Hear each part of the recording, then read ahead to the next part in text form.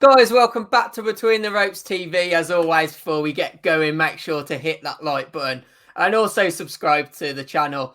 Guys, we're going to be covering the big clash coming at the weekend. We've got the World Boxing Organisation World Middleweight title up for grabs. Quigley is in action. I'm sure the Irish fans will be rooting for him. And of course, we've got Andrade, who is obviously the world champion at the moment.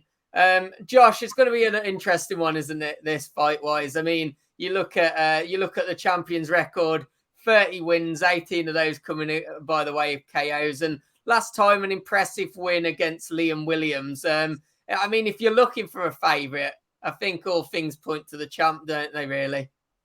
No, definitely. I think on Andrade, it's his fifth world title defense now. He does take a bit of flack, in fairness, because he's not fighting those big names, the unifications.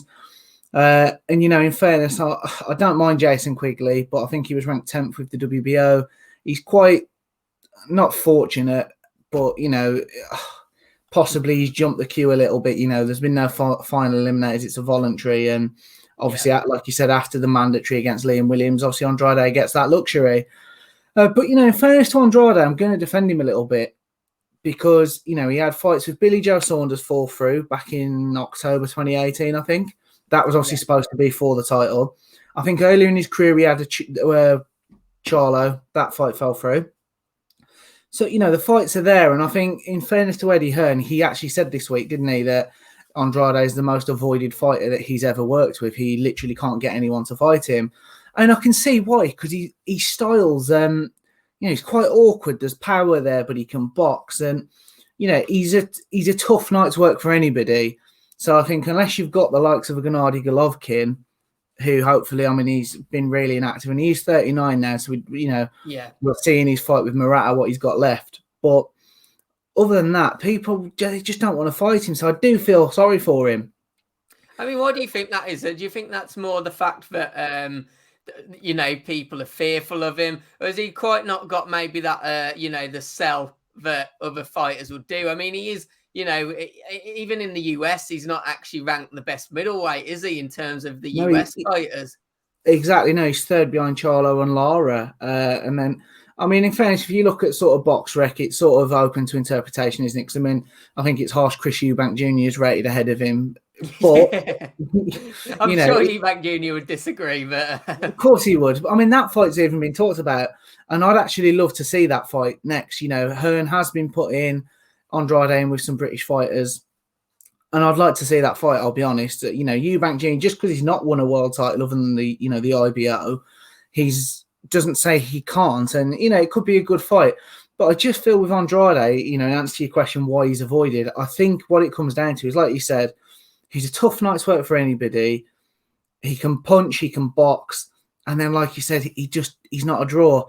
I read an interesting stat the other week that he's not actually fought in any of the typical Las Vegas pay-per-view venues, your Mandalay Bays, MGMs. He's not done it. Friday's fight is in New Hampshire, which I'm not knocking it. And I know Matchroom, since they've gone to America, they try and do a bit of a tour and spread the shows out, similar to how they do in the UK. But if you've got a world middleweight champion, and middleweight's sort of always been regarded as, a nice division.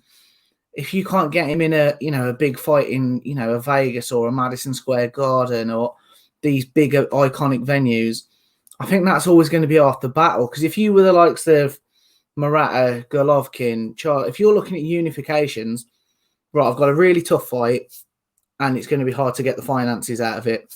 Why bother?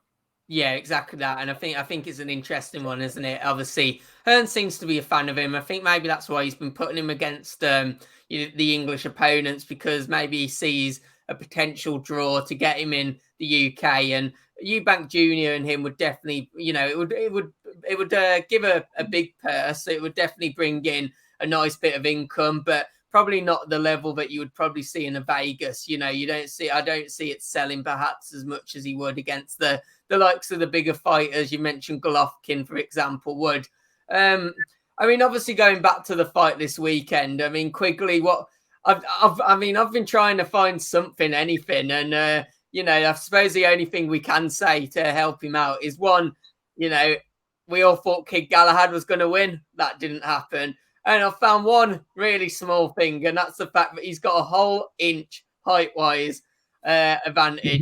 Fortunately, his reach is 2 inches less, so I can't even give him that. But I mean, look, he's had some decent enough fights. I mean, his last one being Shane Mosley, but unfortunately, even that wasn't a unanimous decision, was it? It was obviously a mixed decision. Do you hold any hope for him, Josh? And if he is going to win the fight, where's it going to be won, or how's it going to be won? Well, I hate bashing UK Irish fighters, but he's 19-1, 14 stoppages, so he can punch a little bit, but he's as I said, he's sort of quite fortunate to really get this fight for me, because he's sort of gone from those sort of fringe world rankings to straight to I'll fight the champion. And he fought Shane Mosley Jr. last time out, as you said, who, as much as he gets a bit of attention because of his dad, he's not his dad when you watch him fight. He really isn't. Yeah, I should have thrown out the junior. Actually, you weren't fighting Shane Mosley. I think that would have been a bit too harsh on poor Shane. But yeah, it would have been, especially what is he? He's got to be nearly 50 now, hasn't he, Shane Mosley? But I don't know. I think the only chance that I can give him is his training team's got Andy Lee. Great boxing mind, massively underrated. And, and we're starting to hear that on the Dazn platform through his commentary. You're hearing how good this guy really really is. Yeah, definitely. So if Andy Lee can come up with an absolute master plan, who knows? But I think the game plan will be there, if I'm honest. But I don't think Jason Quigley's the right man to sort of execute it. I think he'll be brave. He'll have, obviously, the Irish fans travel, don't they? And they back their man. I think he'll have some fans in there. And but if you push me for a prediction, Andrade by round 8 onwards stoppage.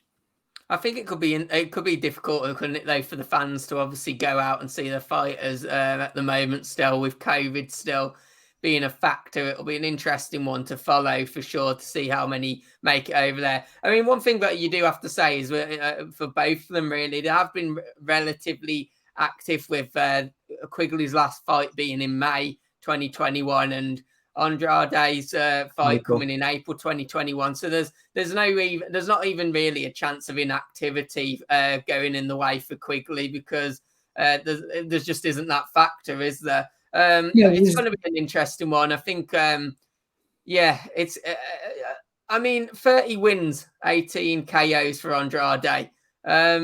You're not seeing a knockout opportunity then to really make a statement, and maybe that would really get the UK fans' attention, because I think that's what the UK fans like to see, don't we? That's why we'll fill out stadiums, and we're doing it ourselves to see Chisora and the other big heavyweights for that chance of a knockout.